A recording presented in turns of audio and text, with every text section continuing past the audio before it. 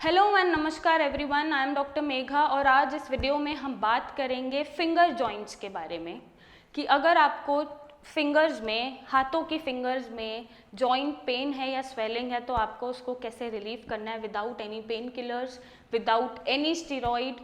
सिर्फ कुछ चीज़ें आपको ध्यान रखनी है और पहचानना है कि सबसे पहले आपको जो फिंगर में पेन है वो किस वजह से है। 3 तरीके के पेन आपको मिल सकते हैं। फर्स्ट, अगर आपका यूरिक एसिड बढ़ा हुआ है तो आपकी फिंगर्स में, हाथों की पेन हो सकता है एरिया आसपास का रेड हो, इन्फ्लेम्ड हो, सूजन हो और ये अलग सा दबाने पे अंदर चला जाए, हाथ आपका पिटिंग हो जाए। तो पिटिंग हम बोलते हैं कि जब छू रहे हैं तो अंदर तक हाथ जा रहा है, तो यूरिक एसिड भी रिपोर्ट्स में बढ़ा हुआ आएगा, आप रिपोर्ट्स भी करा सकते हैं। अगर इस वजह से हाथों के फिंगर में जॉइंट में पेन है या इन्फ्लेमेशन है तो आपको कैसे रिलीफ करना है, सबसे पहले पहचानना है। हो सकता है वो रूमेटॉइड भी हो सकता है वो ऑस्टियो भी हो, तो यू नीड टू नो कि आपको किस तरीके का पेन है। पहला मैं बता रही हूँ कि अगर यूरिक एसिड बढ़े होने की वजह से पेन है तो कैसे रिलीफ पाना है।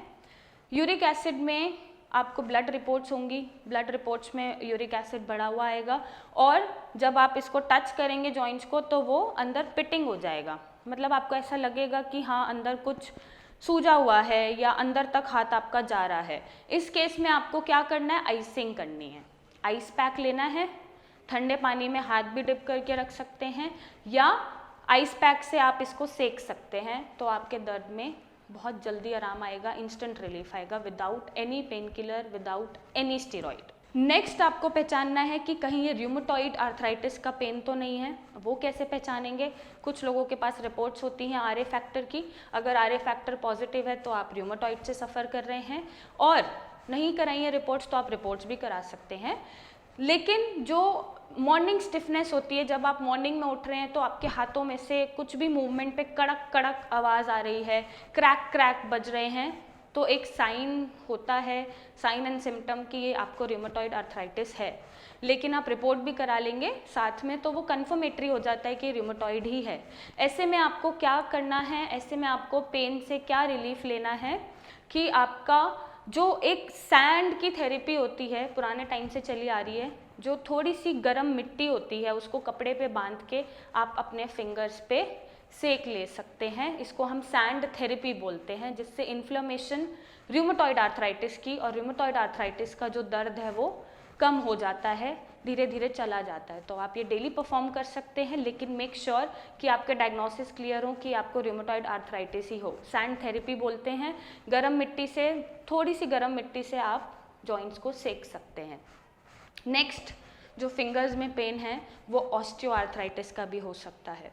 ऑस्टियोआर्थराइटिस का पेन जो होगा उसमें मॉर्निंग स्टिफनेस नहीं होगी और वो किसी भी एज पे हो जाता है, मतलब अबव 40 तो हो ही जाता है, अबव 40 मेजरली ये फीमेल्स में मिलता है, और सिंपली कोई मॉर्निंग स्टिफनेस नहीं मिलेगी, कोई सूजन नहीं मिलेगी, बस आपकी हड्डियों में दर्द होगा। वो ऑस्टियो का एक सिम्टम होता है, साइन एंड सिम्टम।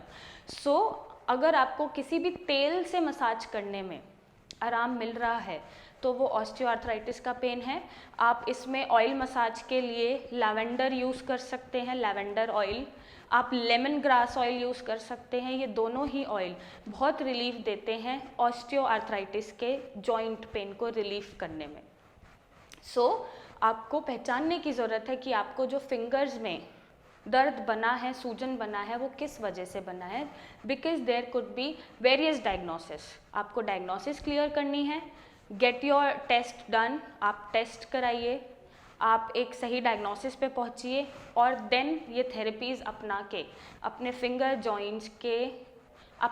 जॉइंट्स की इन्फ्लेमेशन और पेन ऐसे ख़त्म कर दीजिए without pain killers and without steroids.